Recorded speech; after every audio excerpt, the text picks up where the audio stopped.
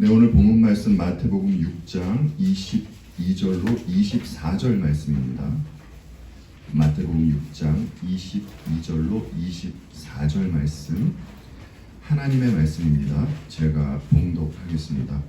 눈은 몸의 등불이니 그러므로 내 눈이 성하면 온몸이 밝을 것이요 눈이 나쁘면 온몸이 어두울 것이니 그러므로 내게 있는 빛이 어두우면 그 어둠이 얼마나 더하겠느냐. 한 사람이 두 주인을 섬기지 못할 것이니 혹 이를 미워하고 저를 사랑하거나 혹 이를 중히 여기고 저를 경히 여김이라. 너희가 하나님과 재물을 겸하여 섬기지 못하느니라. 아멘. 지난주에는 하늘에 보물을 쌓는 것에 대해서 말씀을 드렸습니다. 보물이 무엇이었습니까, 여러분? 자신이 가장 가치 있게 여기고 보배롭게 여기는 것이 보물입니다. 세상 사람에게는 금은 보화 같은 것이 보물로 여겨지고 있습니다. 그러나 그리스도인에게 보물은 우리 주님이시죠. 어째서입니까? 주님만이 그리스도인에게 구원을 주시기 때문입니다. 그래서 가장 가치 있고 보배로운 대상은 주님이 되는 것입니다. 그러면 주님은 하늘에 보물을 쌓으라고 하시는데 어떻게 하는 것이 하늘에 보물을 쌓는 것입니까? 가장 보배로우신 우리 주님의 뜻을 따르는 것이 하늘에 보물을 쌓게 되는 것입니다. 그리고 중요한 것은 이렇게 주님의 뜻을 좇아 하늘에 보물을 쌓으며 살았던 이들이 결국 보석으로 수놓인 그 하늘의 새 예루살렘의 모습으로 있게 된다라는 것이었습니다. 알고 봤더니 그들이 하늘의 보물이었던 것이죠. 저와 여러분 모두 이 아름다운 모습으로 있게 되기를 진심으로 바랍니다. 사람이 죽음을 맞이할 때 눈을 감고 죽음을 맞이합니다. 만약 고인이 된 사람이 눈을 감지 못했다면 주위 사람이 고인의 눈을 감겨줍니다. 죽은 사람의 몸에는 그 어떤 에너지도 없습니다. 눈이 떠 있어도 앞을 보지 못하죠. 이 말은 눈이라는 것은 살아있는 사람에게 그 역할을 하게 되는 것이지 죽은 사람에게는 눈이 떠 있어도 소용이 없다라는 것이에요. 주님은 오늘 본문에서 눈이 성하면 온몸이 밝을 것이요 라고 말씀을 하십니다. 이 말씀이 의미하는 것이 무엇이겠습니까? 성하다는 것은 건강하다라는 것이잖아요. 영적으로 건강한 눈을 가지면 하나님과의 관계가 올바르게 된다라는 의미입니다. 그리고 주님은 또 이런 말씀을 하셨잖아요. 눈이 나쁘면 온몸이 어두울 것이니. 이 말씀에는 또 어떤 의미가 있는 것이겠습니까? 이것은요, 악한 눈을 가지면 도덕적인 부패를 가져온다라는 의미입니다. 그렇다면 하나님과 올바른 관계로 있는 사람들에게는 어떤 특징이 나타나겠습니까? 이것을 한번 바꾸어서 생각해 보겠습니다. 하나님과 관계가 틀어진 사람에게는 어떤 특징이 나타나겠습니까? 우선은요, 아담과 하와가 그랬듯이 하나님을 떠나려 하겠죠.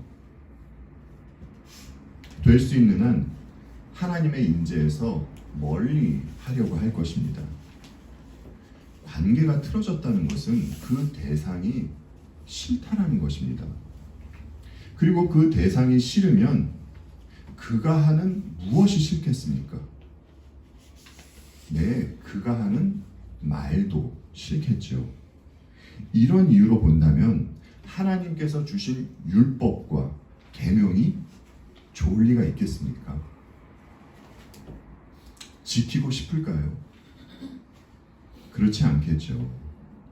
그런데 하나님의 율법과 계명을 보면요, 도덕 윤리적인 성격이 있습니다. 그래서 하나님과 관계가 틀어진 이들에게 나타나는 가장 큰 특징이 무엇인고 하니 부도덕한 모습이 나타난다라는 것이에요. 그래서 여러분, 구약부터 신약까지 하나님을 떠난 사람들에게 계속 나타나는 모습이 무엇입니까? 음행이잖아요. 이렇게 하나님 앞에서 부도덕한 삶을 살면 살수록 사람들은 계속해서 하나님과 더 멀어지게 되는 것입니다. 이것이 눈이 나빠서 온몸이 어두운 사람에게 나타나는 모습입니다. 그러면 다시 아까 질문으로 돌아가서요. 하나님과 올바른 관계로 있는 사람들에게는 어떤 특징이 나타나겠습니까? 주님의 동생애를 보면요. 어떤 특징이 눈에 띄잖아요. 그 특징을 보자 하니 주님은 언제나 마음을 아버지께 두고 계셨습니다. 그리고 아버지와 늘 동행하는 삶을 사셨어요. 주님은 왜 아버지께 마음을 두시고 아버지와 동행하는 삶을 살았겠습니까? 아버지를 사랑하셨기 때문입니다. 이와 같이 하나님과 바른 관계로 있는 성도는 주님께 마음을 두고 주님과 동행하는 삶을 살게 되는데요. 이 삶을 살아가며 주님을 사랑하며 주님 한 분만 바라보게 되는 특징이 나타납니다. 사실 성도는 자신에게 주어진 삶을 살아가면서 예수 그리스도 한 분만 바라보고 주님만 소망하게 되는 것입니다. 성도의 삶은 이 길로 인도받는 것이에요. 이것이 눈이 성한 자의 특징이라 할 수 있습니다. 어느 날 여러분의 남편이나 아내가 이런 질문을 합니다. 세상에서 누구를 가장 사랑하냐고 말입니다. 만약 배우자가 이런 질문을 한다면 여러분은 어떻게 대답하시겠습니까? 첫째는 누구? 둘째는 누구? 셋째는 누구? 이렇게 등수를 매기면서 대답을 하겠습니까? 등수를 매긴다는 것은 이미 사랑하지 않는다라는 것을 시사하고 있는 것입니다. 오늘 본문 24절에서 주님이 하신 말씀을 한번 잘 보십시오. 두 주인을 섬기지 못하는데 한 주인을 사랑하면 다른 주인은 미워하게 된다라고 하죠. 그러니까 사랑함에 있어서 하나님을 가장 사랑하고 그 다음은 재물, 이런 식으로 말할 수 없다라는 것이에요. 이것을요 바꾸어서 이야기를 하면 재물을 사랑하고 섬기는 자는 하나님을 어떻게 대한다는 것입니까? 하나님을 미워한다는 것이에요. 재물에 대한 이야기가 나올 때마다 짚고 넘어가야 할 사항이 있습니다. 여러분, 재물 자체가 악하거나 나쁜 것은 아닙니다. 그러나 재물이 사람에게 주어지면 이로 인해서 사람이 갖게 되는 힘이 있지 않습니까? 이것만을 의지하는 것이 나쁘다라고 성경은 이야기를 해주고 있는 것이에요. 여러분, 시편 기자가 그러잖아요. 재물이 늘어도 거기에 마음을 두지 말지어다 라고 말입니다. 그런데 성경에 나온 사람 중에 정말 재물을 사랑하고 하나님을 미워한 사람이 있습니까? 여러분, 이런 사람 보신 적 있나요? 네, 있습니다. 그가 누구입니까? 예수님과 가장 가까이 지내던 제자 가롯 유다이죠. 그는 예수님께 직접 가르침을 받고요, 주님과 함께 지내던 제자입니다. 그러나 시간이 지나고 결국 유다는 어떻게 합니까? 본색을 드러내잖아요. 예수님을 버리고 무엇을 선택하죠? 네, 은 30냥을 갖기 위해서 만몬을 택하고 하나님을 버려버립니다. 그러니까 가롯 유다의 눈에는 예수님과 돈이 함께 보였는데 그는 돈을 사랑해서 돈을 택하고 예수님은 경히 여기고 주님을 팔아버린 것입니다. 유다에게 있어서는 하나님의 가치가 은 30냥보다도 못했던 것이에요. 이것이 재물을 주인으로 삼고 하나님을 미워한 자의 전형적인 모습입니다. 여러분, 유다가 왜 이렇게 했다고 생각하십니까?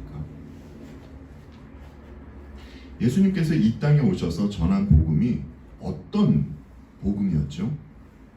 저희들이 지금 계속 살펴보고 있는 것이잖아요. 천국, 하나님 나라에 대한 복음이잖아요. 예수님께서 전한 복음을 유다가 얼마나 많이 들었겠습니까? 그럼에도 불구하고 그는 하나님 나라를 믿은 것입니까? 믿지 않은 것입니까? 네, 믿지 않은 것이에요. 복음보다는요, 지금 당장 이 땅에서 필요한 은 30냥이 그에게는 더 가치 있게 느껴졌던 것입니다. 이와 반대로 하나님을 사랑하고 재물을 경히 여기는 사람은 이렇습니다. 교회 다니면서도 이제 많은 사람들이 오해하고 있는 성경 구절들이 있습니다. 그 중에 대표적인 것이 이 말씀이 아닌가 싶습니다. 내게 능력 주시는 자 안에서 내가 모든 것을 할 수 있느니라. 그래서 많은 사람들이 이 말씀을 붙들고 기도하지 않습니까? 그런데 이 말씀이 나오기 전에 사도 바울이요, 이런 말씀을 하셨어요. 빌립보서 4장 11절로 12절 말씀 함께 볼게요. 내가 궁핍함으로 말하는 것이 아니라 어떠한 형편에든지 나는 자족하기를 배웠노니 나는 비천에 처할 줄도 알고 풍부에 처할 줄도 알아. 모든 일 곧 배부름과 배고픔과 풍부와 궁핍에도 처할 줄 아는 일체의 비결을 배웠노라 라는 말씀을 하고 난 후에 내게 능력 주신 자 안에서 내가 모든 것을 할 수 있느니라 라는 이 말씀을 하신 것이에요. 여러분, 사도 바울이 모든 것을 할 수 있다는 그것이 무엇입니까? 비천에 처할 줄도 알고 풍부에 처할 줄도 안다라는 것이에요. 그러니까 어떤 형편에든지 자족할 수 있다라는 것이 그가 말한 능력입니다. 바울이 말한 내가 모든 것을 할 수 있다는 것은 어떤 형편 속에서도 자족할 수 있다는 것이죠. 삶의 만족을 돈에 두지 않겠다라는 것입니다. 그러니까 만몬에 휘둘리지 않겠다라는 것이에요. 이것이 바로 하나님을 사랑하고 재물을 경히 여기는 사람에게 나오는 모습입니다. 그리고 이제 여러분께서 사도행전 11장을 보시면 제 제자들이 자기 형편에 따라 그 유대에 사는 신도들에게 구제금을 보내는 내용이 있습니다. 이 또한 하나님을 사랑하고 재물을 경히 여기기 때문에 나오는 행위입니다. 재물보다 하나님을 사랑하기 때문에 그 사랑을 어려움에 처한 성도에게로 이제 향하게 되는 것이죠. 그런데 이 부분에 있어서 이제 한 가지 질문이 생깁니다. 아까 말씀드렸듯이 재물이라는 것은 그 재물 자체가 나쁜 것이 아닙니다. 재물로 얼마든지 구제하면서 좋은 일에 쓸 수 있습니다. 그럼에도 불구하고 왜 주님은 하나님과 재물을 겸하여 섬기지 못한다라고 하셨을까요? 왜냐하면 사람에게 있어서 섬김의 대상은 오직 하나님이시기 때문입니다. 그 마땅히 있어야 할 자리에 다른 무언가가 있는 것이 악이잖아요. 여러분, 이 사실 알고 계시지 않습니까? 하나님이 계셔야 할 자리에 재물을 둔다는 것 자체가 악한 것입니다. 그러니까 재물은 잘 사용해야 하는 도구에 불과한 것입니다. 그리고 하나님과 재물을 겸하여 섬기지 못하는 이유는요, 사람이 죄인이기 때문입니다. 하나님처럼 되고 싶어하는 죄인이기 때문이라는 것이죠. 여러분, 하나님을 섬기다라고 할 때 섬긴다는 것이 무엇입니까? 이것은요, 이 단어는 용례에 따라서 여러 의미로 쓰이는데요. 수종들다, 봉사하다, 여러 의미로 쓰이는 단어입니다. 그중 경배하다라는 의미로 쓰이기도 하거든요. 그런데 여러분, 재물에게 수종을 들거나 재물에게 봉사할 수는 없잖아요. 그러니까 조금 전에 말씀드렸듯이 재물을 섬긴다는 것은 재물에게 경배한다라는 뜻입니다. 그렇다면 재물에게 경배한다라는 것은 또 무슨 뜻이겠습니까? 만몬에게 경배한다라는 것이에요. 그러니까 다른 말로 하면 우상숭배한다라는 것이죠. 그러면 하나님께서 그토록 우상숭배를 금하심에도 불구하고 사람들이 우상숭배를 하는 이유는 무엇입니까? 우상숭배를 하는 이유는요, 오로지 내 자신을 위해서 하는 것입니다. 자기가 원하는 것이 있는데 하나님께서 그것을 안 주세요. 그래서 우상으로부터 그것을 얻고자 우상숭배를 하는 것입니다. 여러분은요, 우상숭배 하면은 무엇이 가장 먼저 떠오르십니까? 아마도 이스라엘의 금송아지 사건이 가장 먼저 떠오를 것입니다. 그런데 이스라엘 백성이요, 허구 많은 짐승 중에서 왜 하필 송아지를 금으로 만들어서 그것을 섬겼을까요? 원숭이도 있고 코끼리도 있고 많은 짐승이 있음에도 불구하고 말입니다. 여러분, 이스라엘 백성이 어디에 있다가 광야로 나온 것입니까? 예, 애굽에 있다가 나왔잖아요. 애굽은 다신론 국가입니다. 그들이 섬기던 신은요, 여럿이었어요. 그 신 중에 하나가 바로 송아지 형상을 하고 있던 신이었습니다. 그러면 이스라엘이 애굽에 있을 때 우상을 섬기는 애굽의 영향을 받았겠습니까? 아니면 안 받았겠습니까? 예, 우리가 알고 있듯이 이스라엘은요, 애굽에서 대략 400년에서 430년 정도 종의 신분으로 있었습니다.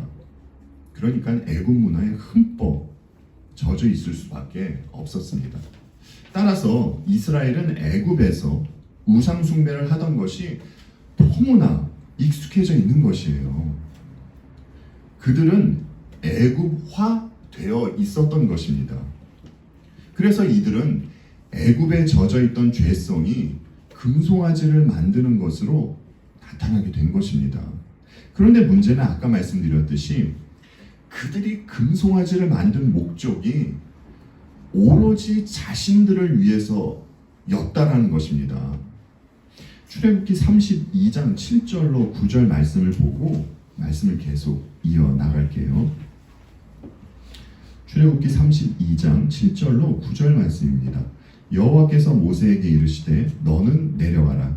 내가 애굽 땅에서 인도하여 낸 내 백성이 부패하였도다.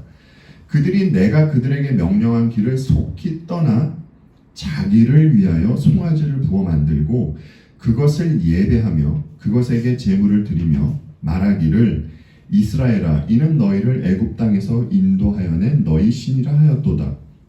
여호와께서 또 모세에게 이르시되 내가 이 백성을 보니 목이 뻣뻣한 백성이로다. 송아지를 만든 목적에 대해서 말씀해 주시죠. 그 목적이 무엇입니까? 자기를 위해서입니다. 자기를 위해서요. 결국 재물을 섬기는 이유는 나를 섬기기 위해서 나오는 죄된 본성 때문입니다. 다른 말로 하면요, 그릇된 자기 사랑, 자기 애 때문이라는 것이죠. 그렇다면 하나님을 섬기기 위해서 어떻게 해야 하겠습니까? 이를 위해서는요, 사람이 가지고 있던 원래 모습을 봐야 합니다. 사람은 죄인이고요. 따라서 자기 자신에게만 매몰되어 있습니다. 그래서 사람들은 자신만을 사랑하고 우상을 섬기면서 늘 어두움 속에 살아가는 것입니다.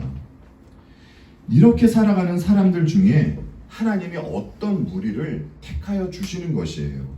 그리고 그들에게 하나님을 사랑할 수 있는 그 성향과 하나님의 아름다움을 맛볼 수 있는 그 감각을 그들에게 심어주십니다. 이로 인해서 자신만을 알고 있던 사람이 하나님을 사랑하고 하나님의 아름다움을 보며 그 하나님께 감탄하게 되는 것입니다. 그들에게는 이전에 없던 완전히 새로운 감각이 생기게 되는 것이죠. 그렇다고 여러분, 그들에게 온전히 하나님만 섬기고 온전히 하나님만 사랑하는 마음만 있게 된다는 것이 아니에요. 그들에게는요, 여전히 자기 자신을 사랑하는 마음이 있습니다. 그리고 하나님을 사랑하는 마음이 있고요. 그래서 이 자기를 사랑하는 마음과 하나님을 사랑하는 마음이 갈등을 일으키게 되는 것입니다. 그러니까 성도에게는요, 이 갈등이 나타나게 된다는 것이에요. 그런데 성도는 시간이 가면 갈수록 하나님을 사랑하는 마음이 더 커지고 자기를 사랑하는 그 그릇된 자기 애는 점점 힘을 잃어가게 된다라는 것이에요. 그래서 성도는 하나님의 사랑을 맛볼수록, 그래서 이들은 마치 시편 기자가 고백을 하듯이 사슴인 시냇물을 찾기에 갈급함 같이 주를 찾기에 갈급하게 되는 것입니다.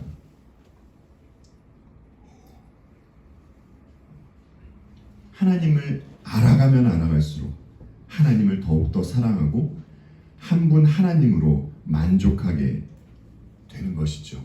마치 브레이너드 선교사가 하나님의 아름다움에 심취하고 그 한 분 하나님만으로 만족했듯이 말입니다. 그래서 중요한 것은요, 하나님을 사랑하면 사랑할수록 자기 사랑은 그 힘을 잃게 되는 것입니다. 여러분, 사도 바울이 어떻게 자기는 날마다 죽노라 이렇게 얘기할 수 있었겠습니까? 그를 죽어도 괜찮게 만든 것이 도대체 무엇입니까? 네, 주님의 사랑입니다. 지금 우리가 바울의 예를 들어서 보았듯이 하나님을 사랑하고 섬기기 위해서는 자신 안에 있는 그릇된 자기 애는 반드시 무너져 가야 하는 것입니다. 이 둘이 함께 갈 수는 없는 것이에요. 엄밀히 말하자면 하나님을 사랑하는 것이 진짜 참된 자기 사랑을 하는 것입니다. 여러분, 우리의 섬김의 대상은 누구입니까? 하나님입니다. 이것은 경배함에 있어서 하나님이 우리의 섬김의 대상이라는 것입니다. 그런데 이제 조금 전에 제가 말씀을 드렸듯이 섬김이라는 말에는 여러 의미가 있습니다. 수종 두는 것, 봉사하는 것과 같은 의미가 있다고 말씀드렸잖아요. 그런데 여러분, 이 사실을 아십니까? 우리가 하나님을 섬겨야 하는 것은 마땅한 것입니다.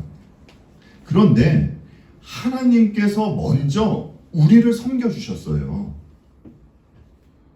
마태복음 20장 25절로 28절 말씀 저와 여러분 한 절씩 교독해서 읽을게요. 제가 먼저 읽겠습니다.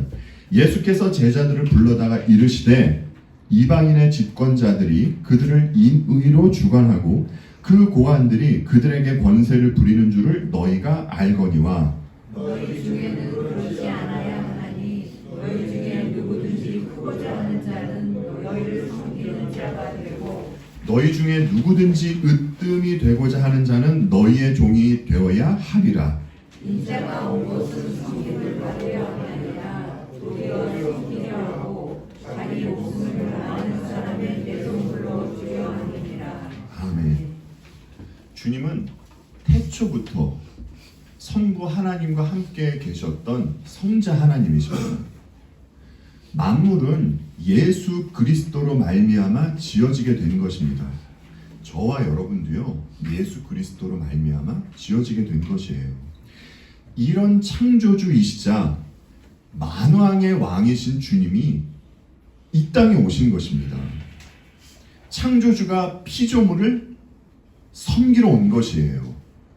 그것도 죄로 물든 피조물을 섬기시려고 오신 것입니다. 이건 정말 말이 안 되는 것입니다, 여러분. 저와 여러분은 말이 안 돼 보이는 사실을 소망하며 믿고 소망하며 살아가는 것이에요. 차치하고요, 성자 하나님께서 사람을 섬기려고 어떻게 한 것입니까? 지금 본 28절 말씀처럼 주님은 당신의 목숨을 대속물로 주시면서 사람을 섬기신 것입니다. 그런데 생각해보면 주님은 십자가를 지셔야 하는 당일날 갑자기 이 땅에 온 것이 아니지 않습니까? 성자 하나님은 십자가를 지시기 위해서 우리가 상상하지도 못하는 그런 차원에 계시다가 이 낮고 낮은 이 땅에 오셨습니다. 하나님께 제사를 드리기 위해서 정말 비둘기로 제물로 드릴 수밖에 없는 그토록 가난한 집에서 태어나셨고요. 천국을 전파하시면서 귀신 들린 자, 병든 자들을 치유하셨습니다. 그럼에도 불구하고 주님은 사람들로부터 박수받지 못하시고요, 온갖 조롱과 멸시를 당하시면서 십자가를 지시기 위한 자리로 오신 것입니다. 그리고 이 자리에서 주님은 당신의 모든 피를 쏟아 부어주셨습니다. 여러분, 주님의 이런 모습을 보면서요, 사람들이 숙연해졌습니까? 성경이 어떻게 이야기를 해주고 있습니까? 여러분께서 아시듯이 주님은 십자가를 지시며 숨이 멎는 순간에도요, 사람들의 비웃음과 조롱하는 말을 들으셨어요. 이와 같이 예수님께서 십자가를 지신 것을 비롯한 사람들을 참아주시면서 행하셨던 모든 일들이 사람들을 섬겨주신 것입니다. 그런데 흥미로운 것은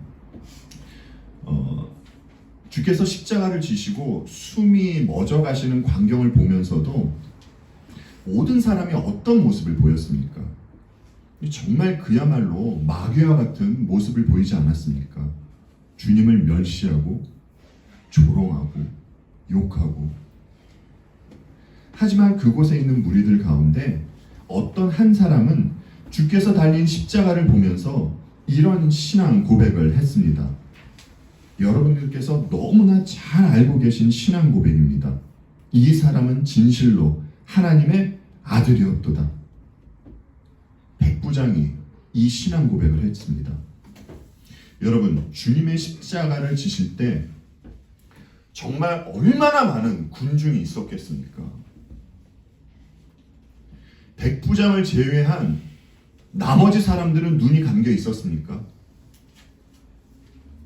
그들도 두 눈 똑바로 뜨고요, 주께서 죽는 모습을 보고 있었습니다. 그러나 정작 그들의 눈에는 예수님께서 태초에 성부 하나님과 함께 계셨던 성자 하나님으로 보이지 않았던 것입니다. 여러분, 같은 사건, 같은 인물을 보고 백부장은 하나님으로 보았는데 왜 그 수많은 관중들은 주님을 하나님으로 보지 못했을까요? 왜냐하면 그들은 영적으로 죽어 있었기 때문입니다. 물리적으로는 눈이 떠 있는 것처럼 보였지만 실상 그들의 눈은 감겨 있던 것이에요. 그래서 십자가의 광경을 보고도 마음 아파하지 못하고 조롱과 비웃음을 내어 놓았던 것입니다. 그러나 백부장의 눈에는 주님이 하나님의 아들로 보였습니다. 어떻게 그의 눈에만 예수님이 하나님의 아들로 보였습니까? 네, 그는 영적으로 새롭게 다시 태어났기 때문입니다.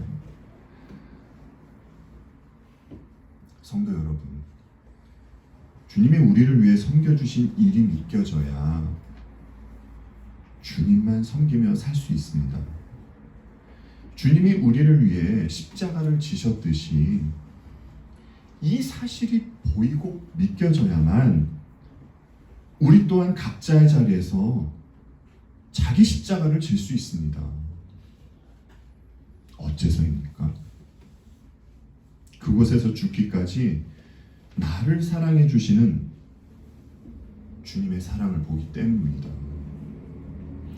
그래서 아까 바울을 들어 말씀을 드렸듯이 사랑하는 주님의 십자가 붙잡고 자기는 날마다 죽을 수 있는 것이에요. 주님이 보이지 않고 주님이 섬겨주신 일이 믿겨지지 않는다면 사실 그는 여전히 자기 자신만을 위해서 재물을 섬길 수밖에 없을 것입니다. 그러면 여러분, 주님만을 섬기는 이들에게는 또 어떤 모습이 자연스럽게 나오겠습니까? 저희들이 아까 함께 본 그 마태복음 20장에 이런 말씀이 있었잖아요.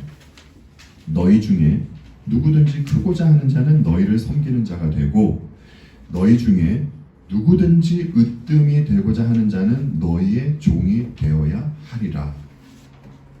네, 바로 이 모습이 나오게 되는 것입니다.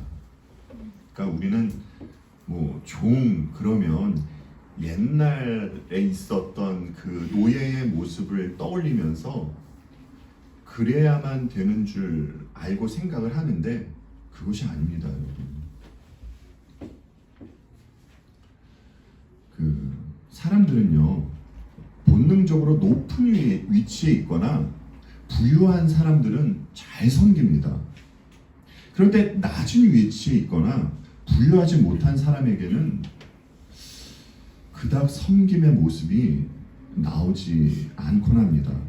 어찌 보면 이 또한 하나님을 진실되게 섬기지 않고 재물을 섬기기 때문에 나오는 모습일 것입니다. 여러분, 주님이 사람들을 섬기며 사실 때 아주 소수를 제외하고 그 누가 주님께 감사하다고 말한 사람이 있었습니까? 되려 사람들은요, 거만하고 교만한 사람을 칭송합니다. 여러분께서 눈을 뜨시고 바깥 세상을 보시면 이 모습이 잘 나타나지 않습니까? 그리고 그들 앞에서는 웃음도 팝니다. 그러나 주님이 사람들을 섬기면 섬길수록 어떤 대우를 받으셨습니까?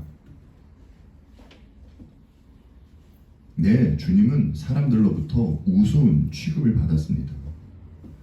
저와 여러분이 진실된 마음으로 신앙생활을 하고 있다면 횟수와는 상관없이 반드시 이런 취급을 받는 일들이 생길 것입니다. 어째서입니까? 사람들이 멸시한 그리스도 안에서 살아가기 때문입니다. 그래서 세상이 주님께 대했듯이 주님의 백성에게도 동일하게 대하기 때문입니다. 이것은 제 이야기가 아니라 주께서 미리 말씀을 해주셨잖아요. 세상은요, 자기들을 섬겨준다고 절대 고마워하지 않습니다. 오히려 이런 사람을 이용하고 괄시하죠. 그래서 성도에게는 지혜와 분별력이 필요한 것입니다. 눈이 성한 사람은 주님의 사랑을 봅니다. 이 사랑은 왜곡되어 있는 자기 사랑을 무너뜨립니다. 여러분은 하나님만 섬기고 있습니까? 그리고 하나님만 섬기고 싶으십니까? 그렇다면 여러분 있는 자리에서 죽어주십시오. 그러면 주님의 사랑으로 여러분의 마음이 더욱 채워질 것입니다. 그리고 그 사랑이 우리를 다시 살릴 것입니다. 이것이 타락한 세상 속에서 하나님만 섬기는 자녀들이 누릴 수 있는 특권입니다. 이 삶을 살아야만 훗날 이 땅에서 눈을 감고 하늘나라에서 눈을 떴을 때 반갑게 나를 바라보고 계신 우리 주님 예수 그리스도를 보게 될 것입니다. 그리고 진짜 부활을 경험하게 될 것입니다. 기도하겠습니다.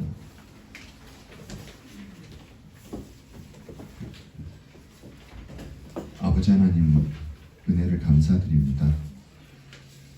저희들이 또 오늘 본문 말씀을 통하여 말씀을 상고해 보았습니다. 아버지, 저희들은 아직 이 땅 가운데서 살아가고 있습니다. 그리고 우리들 안에는 아직 죄의 오염이 남아 있습니다. 그래서 마땅히 우리 주님 예수 그리스도만 섬기고 살아야 함에도 불구하고 때로 세상에 있는 것을 바라보고 그것에 마음을 두고 그것을 섬기려 할 때가 있습니다.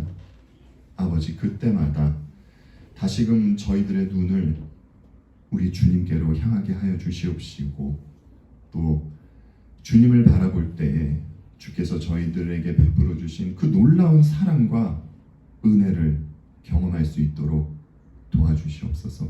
그리하여 저희들 정말 사도 바울이 신앙 고백했듯이 언제나 어느 자리에서나 환경에 상관없이 우리 주님만을 섬기고 그렇게 살아가는 저희 모두가 될 수 있도록 도와주시옵소서.